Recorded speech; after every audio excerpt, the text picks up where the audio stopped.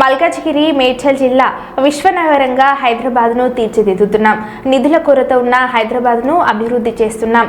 కేటీఆర్ అవినీతి బయటపడుతుందనే టీడీఆర్పై ఆరోపణలు. ఉప్పల్ రామంతపూర్ డివిజన్లో 42 కోట్లతో అభివృద్ధి పనులకు శంకుస్థాపన. ఉప్పల్లో మీడియా సమావేశంలో మంత్రి శ్రీధర్ బాబు హైదరాబాద్ మహానగరాన్ని విశ్వనగరంగా తీర్చిదిద్దుతున్నట్లుగా రాష్ట్ర ఐటీ పరిశ్రమల శాఖ మంత్రి దుద్దిల శ్రీధర్ బాబు పేర్కొన్నారు. జీహెచ్ఎంసీలో నిధుల కొరత ఉన్నప్పటికీ అభివృద్ధి ఆపకుండా పనులు పడుతున్నట్లుగా చెప్పారు. టీడీఆర్ అనేది కేటీఆర్ మున్సిపల్ శాఖ మంత్రిగా ఉన్నప్పుడు తెచ్చింది అని అన్నారు. ఆయన సమయంలో చేసిన అవినీతి బయటపడుతుందనే టీడీఆర్లో అవినీతి జరిగిందని ఆరోపణ చేస్తున్నారని ఆరోపించారు. ప్రతి విషయంలోనూ సహకరిస్తూ వస్తున్న వీపట్నం మహేందర్ రెడ్డికి కూడా ప్రత్యేక ధన్యవాదాలను తెలిపారు.